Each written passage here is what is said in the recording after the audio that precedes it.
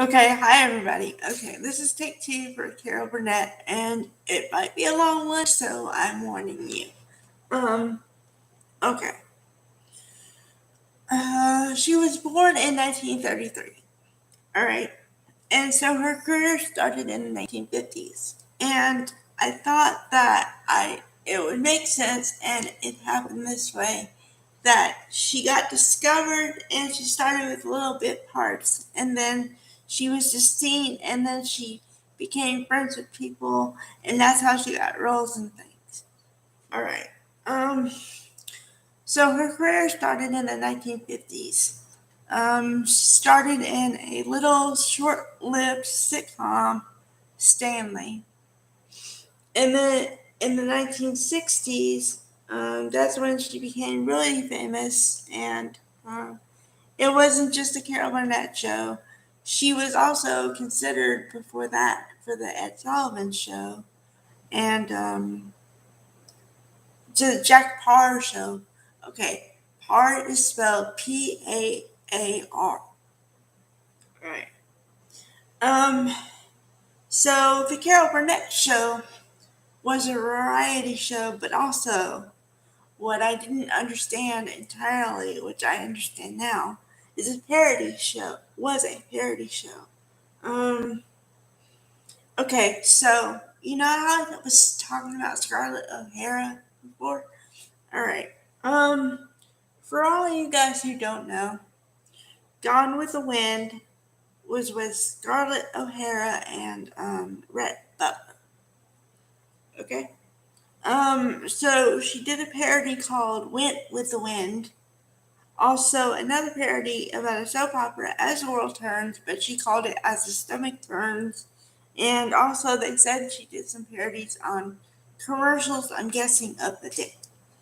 Alright, so, uh, why this is significant? Alright, um, she became friends and met and became friends with Tim Conway and, Vicki Lawrence, and, there's another one, Harvey Korman. Anyway, okay, all these people are geniuses, okay? And that's how they met in 1967. And Carol Burnett and Vicki Lawrence were friends and still are friends probably to this day. But what I'm saying is, it's like I kind of said yesterday.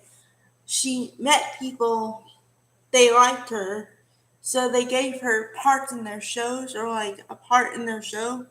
And so then she became, people saw her more, so then people wanted to do more for her. That's how it goes. All right. So then, so then she did other film roles.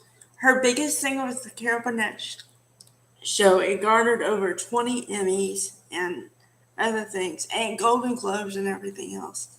And and then she did other movie roles over the years. And then she did bit parts in you know, well-known series. Okay, like Touched by an Angel. I'm not sure if you know about that, but it lasted for 9 years, from 1994 to 2003, and she played a very, I would say, overprotective mother of this other, like an adult daughter, but the issue with her was that she was losing. She had some kind of brain condition, and they said that she could either be dead if she didn't have the surgery, or probably lose her memory, and that's what happened. So the sad part is, and also I have to say that obviously, Touched by an Angel was kind of a tearjerker drama. Okay, so if you didn't cry by the end of the episode, unless it was a happy episode, there's something wrong. Um, so what happens is the adult daughter and her become friends because she doesn't remember her daughter, which is sad, you know. But she had that condition, so she had to, you know.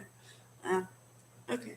So anyway, and she's played bit parts in other things too. I mean, she was that in Touch by an Angel, and then she was on SVU actually for Law and Order SVU for one episode. I don't remember the role, but I remember she was on it.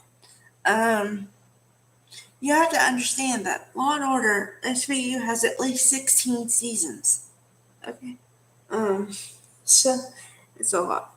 But yeah, but that's how you know that.